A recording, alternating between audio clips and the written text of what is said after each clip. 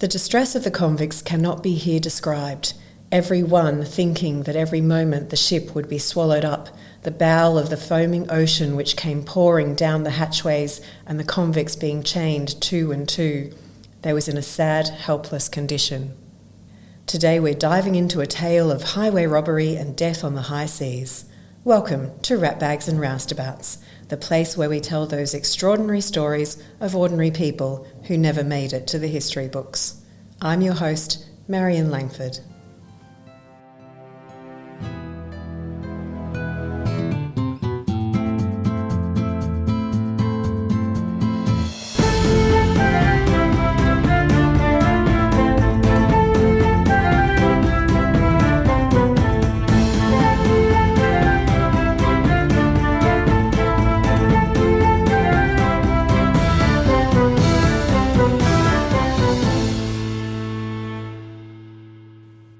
I saw a microfiction a while ago.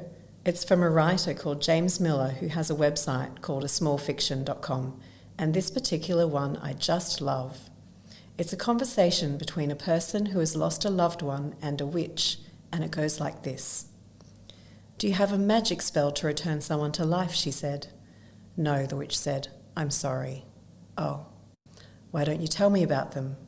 Will that bring them back?" "For us, for a little while. Stories are a different kind of magic." It brings a tear to my eye every time I read that last line, and it's so true. Stories hold power. Just by telling these stories of people who are long dead, for a brief moment we are bringing them back to life. And how wonderful to think that perhaps at some point, maybe hundreds of years into the future, someone somewhere will speak about us in the same way. The gentleman I'll be talking about today, well, it's an absolute pleasure to bring him back for a little while. In fact, I'll be talking about him across 2 episodes because he packed so much into his life, and he lifted himself up from poverty to riches, from loneliness to love. Today, I introduce you to Mr. Dicky White. Now, Dicky is not a complete unknown. In his eventual home of Launceston, Tasmania, yes, we're back there again, although I promise after I tell you about Dicky, we will be travelling a bit further abroad. He's mentioned on a plaque, and there's a lane named after him. Just to give you some context, with our past episodes, Dicky's son, John White, married Martha Basham, whose brothers we have previously talked about. Dicky also happens to be my 4th great-grandfather. Dicky was a lot of things. He was a convict, a fiddle player, a servant, a pub landlord, an auctioneer, an eccentric, a bit of an oddball maybe. He was a highwayman and perhaps a victim of circumstance. We are going to hear all the ups and downs of his life, a story that will take us from the revolutionary United States of America to one of the harshest places on the planet, Norfolk Island. And eventually we will land on a grave that no longer exists and one sole portrait of this beloved man. Oh, and there's also the sweetest love story in the world to throw into the mix. So let's get started. Dicky's tale begins in New York, sometime around 1773. That was the year of the Boston Tea Party, and there was this brewing disquiet, sorry about the pun, which would lead up to the American War of Independence that began in 1775 and ended in 1783. If you've seen the hit musical Hamilton, that's the kind of era we're talking about that Dicky grew up in. On top of that, Dicky was mixed race. While no information has been found about his parents, in all his convict records that came later, he was described as being half black, half caste, Creole, and mulatto. Within his family and descendants, it is believed, whether rightly or wrongly, that his father was white and his mother was a Jamaican slave. And in fact, by 1703, more than 42% of households in New York had slaves, so Dicky's parentage shouldn't come as a huge surprise for the time. But again, here we find Dicky slap bang in the middle of another major political rumbling, the anti-slavery movement that was growing in the American colonies at the end of the 1700s. It was certainly an intense place and time to be born into. Unfortunately, we know little about how these bigger historical events affected or shaped young Dicky's life. Hopefully in the future, new details may yet come to light. But at the moment, we don't even know how or when Dicky came to be in London, which is where we find him on February 5th, 1797, standing on the highway somewhere around Edmonton in the north of the city. Dark hair, dark eyes, long dark blue coat with 2 guns in his pockets.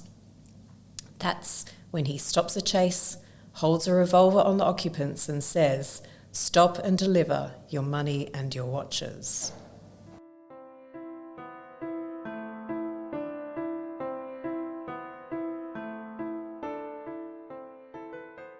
The Old Bailey transcript from Dicky's trial is actually pretty comprehensive reading.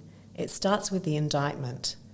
Richard White was indicted for that he in the King's Highway in and upon George Sholetto on the 5th of February did make an assault, putting him in fear and taking from his person a metal watch, value 40 shillings, a steel chain, value 6 pence, 2 watch keys, value 6 pence, a metal seal, value 6 pence, and 9 shillings, the goods and monies of the said George. All up, the stolen goods were worth about 50 shillings. In today's money, that's equivalent to about £400, or about 770 Australian dollars. That's allowing for inflation. So it's a fair sum for someone who was at that time working as a house servant. It's also a fairly significant crime. Considering last episode we met Anne Carey, who was transported for stealing 2 handkerchiefs, robbing someone at gunpoint is certainly something you'd go to jail for today. And unfortunately, I think we have to assume that Dicky was in fact guilty of the crime, considering the belongings that were stolen were found on his person. So this is what seems to have happened. Around Ponder's End, he holds up the chase, which has 3 occupants inside, and takes a sum of money and a few valuables. He then hightails it along the highway and gets as far as the King's Head pub in Crouch End, around 11 kilometres away, where he stops, thinking the coast is clear. He asks for tea for himself and some food and water for his horse. He's been riding pretty fast along the road, and the landlord of the pub gets suspicious because his horse is very hot. Just at that moment, a group of patrolmen happen to visit the pub for a drink, and so the landlord whispers to them there's something not right about this fellow, and he is arrested. Witnesses at the trial included George Sholetto, who was one of the victims, another passerby, the landlord of the pub at Crouch End, and the arresting officer. The defence seemed to focus on whether Dicky could be positively identified, considering the time of day the crime occurred, as well as why his horse was so hot when he got to the pub. It is amazing what you can find on the internet. That day, the sunset in London took place at 4:57 p.m. The crime occurred at about 6:30, which confirms one of the witnesses saying it was dusk. What is interesting is that the victim, Sholetto, could not positively identify Dicky as the man who robbed him, and indeed he didn't even report the crime. It was Sholetto who was contacted by the Bow Street police, who wanted him to come and see if the articles recovered belonged to him. So in court, all he could say for sure was that the watch that police recovered was in fact his. Yet, a farrier, John Izod, who watched the interaction from the footpath on the other side of the road, identified Dicky in court. This is how it went. You could see the complexion of the man? Yes, he was a dark-complexioned man, and his hair was very rough and a kind of little tail behind. He had a rough blue coat on, a kind of a matted coat. What horse did he ride? A white horse with a blaze down the face, rather white nose, and then I saw a pistol, but I cannot say what sort of a pistol it was rightly. I think it was a brass one, it was not a steel one, I am almost sure, nor yet an iron one. He turned back again and went before the chase. Did you hear what he said? Yes, I heard him say stop and deliver your money and your watches. Did he see you? I should think he must. He stood right over me. He could not miss seeing of me. If I had not seen the pistol, I would have went and took him if I could. Did you see which way he came towards the chase? He came from London and then returned towards London again. Now look at the prisoner at the bar. That is the gentleman. Do you mean to say positively he is the man? Yes, I am sure of it. Next, the case turns to Dicky's behaviour and the arrest at the King's Head, which, by the way, is still there, though not the same building from Dicky's time. It was rebuilt in 1892. And yes, folks, it's these little tangents that make my research take 3 times as long as it should. So, Dicky arrives at the pub at about 7:10 p.m. and asks if they tend to horses. He takes the horse through to the stables, telling the pub landlord, Thomas Barrett, that he knows the horse best, so he will sort it out. Dicky then comes in, and Barrett brings him tea and eggs, even though he tells the court, I told him it was an unseasonable time for tea. Barrett then goes back into the stables to look at the horse. It's a good horse, but it's very hot, and he alludes to the court that he thought it might be from the gunship, the HMS Lancaster, which had just been launched in London the previous month. Back inside, he says something to Dicky about the horse being very hot and asks if he's come far. Dicky explains it by saying the roads are very hard. This is where we start to see the landlord's suspicions coming out. According to his testimony, Dicky asked him how far it was to both Highgate and Hampstead and whether the road to Highgate was well lit. Barrett answered him. I told him yes, and that it was watched and well patrolled.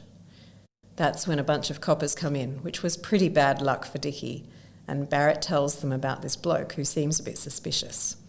Bow Street patrolman William Bacon then confronts him. This is his testimony. The prisoner came in. I told him I had a suspicion that he was a highwayman. The words were scarcely out of my mouth when he rose from his chair at the same time that I did.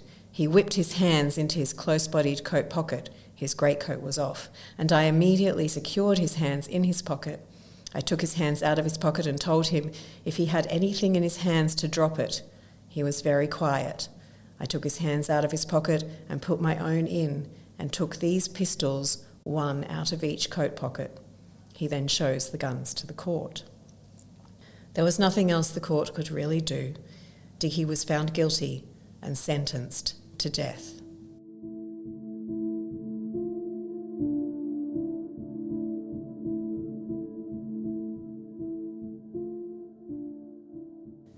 Spoiler alert, he wasn't hanged. His sentence was eventually commuted to life transportation, but before that happened, he was locked up in Newgate Prison. Newgate was not a nice place to be. It was filthy. The ground crunched as you walked from all the lice and bedbugs. Prisoners were half naked, chained, freezing, and starved. They relied on their friends and family on the outside to bring them food, or they had to buy food from the turnkey, basically the jailer. Here's a description given by social reform activist Elizabeth Fry in 1813. I have lately been twice to Newgate to see after the poor prisoners who had poor little infants without clothing or with very little, and I think if you saw how small a piece of bread they are each allowed a day, you would be very sorry. Now, just to briefly go off on another little tangent, at that time public executions were quite the event, and Newgate was the best at it. Between 1790 and 1902, over 1,000 people were executed there. It hadn't been long that hangings had moved from their original location of Tyburn to instead take place out the front of Newgate Prison. And there was actually a pub. I mean, it's Britain, there's always a pub. This one was called the Magpie and Stump, which is also still there, and it was directly opposite the gallows. So they used to rent out the upstairs room that had a great view of the gallows. The well-to-do would start drinking the night before, drink all through the night, and then raise yet another glass to the condemned as they watched the execution. A little worse for wear, I'm assuming. But back to Dicky. Why did he do it? What drove him to ride out there that night and hold a gun on those people?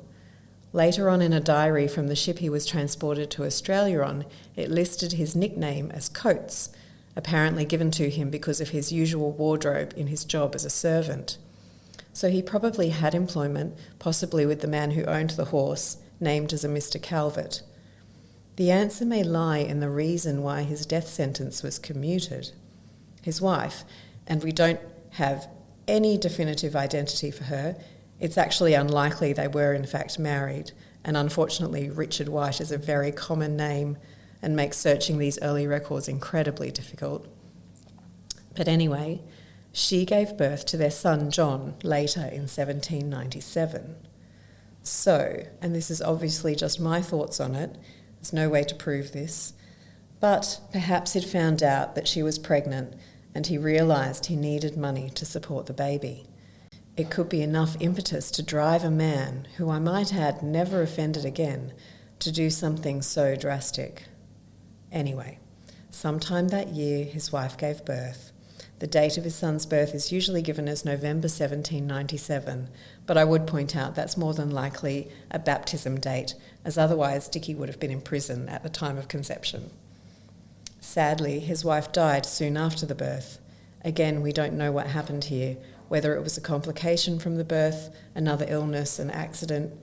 There is a rumour again passed down through the family that she took her own life. In any case, the baby John had no mother and a father who was about to be executed, and he would be condemned to grow up in the orphanages of London. The court showed mercy, and Dicky had his sentence changed to transportation, with the young John to join him for the treacherous journey across the seas.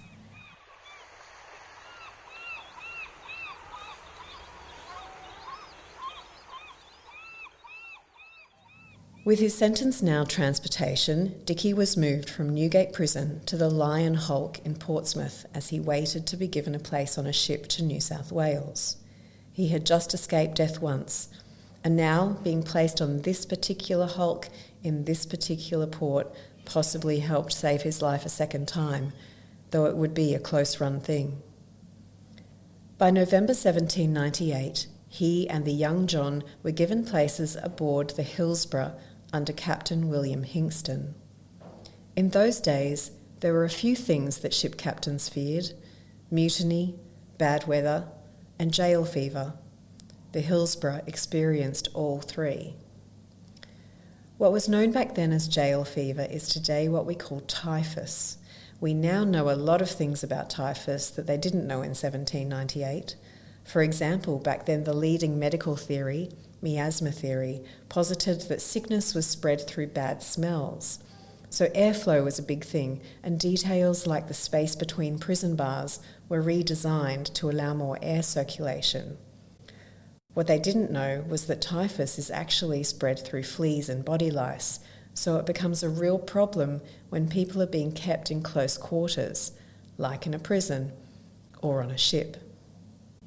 Even today, people who aren't treated quickly enough can die of typhus. It is incredibly deadly.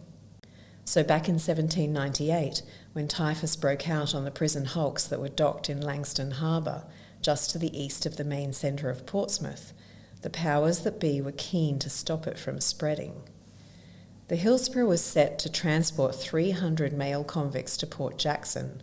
It had filled about half that quota in Gravesend, near London, before sailing to Portsmouth to fill the rest of the spots from the hulks there. Sir Jerome Fitzpatrick, a pretty savvy Inspector General of Health at the time, who seems to have truly cared about the well-being of the convicts, asked Captain Hingston not to take any prisoners from Langston because of the jail fever that was ripping through the hulks there. He at least could see what a disaster it would be to have jail fever aboard a ship that's undertaking a 7-month journey to the other side of the world. But for some reason or another, Hingston chose to completely disregard that request.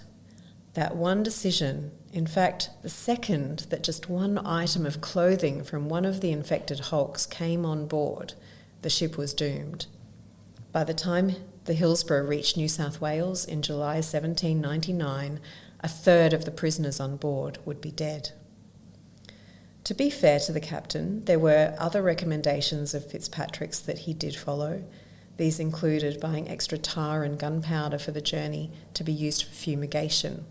They would burn the gunpowder and then paint the quarters with the tar. The captain also agreed to remove 5 of the sickest prisoners, which is just as well since all of them died shortly after leaving the ship. Finally, on December 20, 1798, the Hillsborough left Portsmouth and set sail for Sydney Cove. And as if the typhus wasn't enough, almost immediately more bad luck hit the ship. Less than a week into the journey on Christmas Eve, the weather began to get rough. A strong wind quickly became a gale that made the convicts seasick and stopped them from being able to get their provisions.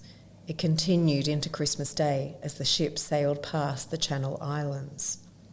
William Noah was a prisoner on board who kept a diary of the entire journey. At this point, this is what he wrote. Ship's company and convicts at the pump finding 6 foot of water in the hold, and her upper work wanting caulking, with tremendous seas breaking over us and making its way through the hawser holes and running down the hatchway tons at a time. Their bedding was soaked with no chance to dry, and they were chained below deck with no food and with a large number of them seasick. Already Noah had mentioned that their shirts had only been washed once in 6 weeks. You can imagine the smell of 300 men in that dark, wet, confined space. On December 27, the bad weather was still hitting the ship. Noah wrote, "The distress of the convicts cannot be here described, every one thinking that every moment the ship would be swallowed up, the bow of the foaming ocean which came pouring down the hatchways, and the convicts being chained 2 and 2, the deck half full of water, their bed, etc., all afloat in the hole. They was in a sad, helpless condition." The bad weather finally subsides, the pumps begin to make a difference, and the convicts are allowed to bring their bedding up to the deck to dry out. But the calm is fleeting before the next disaster arrives. It begins with a prisoner called Robert Wiltshire, who is nicknamed either Muckbolt or Muckholt in Noah's diary. He was working as an informer, telling the sailors what the other convicts were getting up to, which then went up the chain to Captain Hingston. As you can imagine, the other convicts weren't too pleased about this and took swift, severe action. Noah wrote, "This coming to the convict's ears, they punished him by giving him 24 stripes on his bare backside. When he confessed, they were so enraged that they put a handkerchief in his mouth and increased his 24 to 12. This severe treatment liked to have cost him his life, but they were not contented. They forced 2 needles through his tongue, which hindered him from putting it in, and some would almost have gone so far as to have pulled his tongue out. Others were for cutting the penis off, but this was overruled by them that had some feeling for the sufferings he had already received." It seems Muckbolt didn't appreciate this much and went to complain to the captain. He told Hingston of his ill treatment, but he also told him the convicts had taken their chains off and were planning a mutiny, playing into the captain's greatest fear. During the terrible weather, the convicts had all been chained together in pairs. This made surviving the rough seas, the sickness, the water gushing in infinitely worse. So one of the sailors had helped a few of the convicts unshackle the chain linking them together so they were single-ironed. Hingston demanded the convicts come up from below deck. Everyone who had cut their shackles were flogged.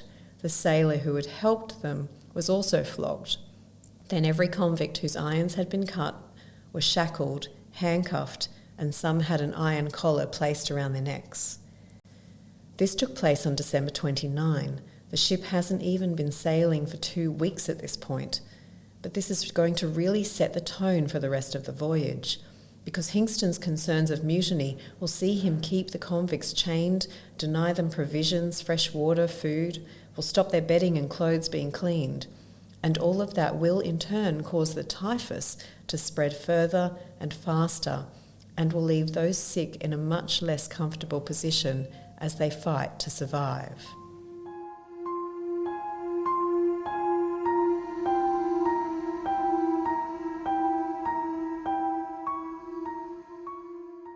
Hingston's mortal dread of mutiny wasn't unfounded.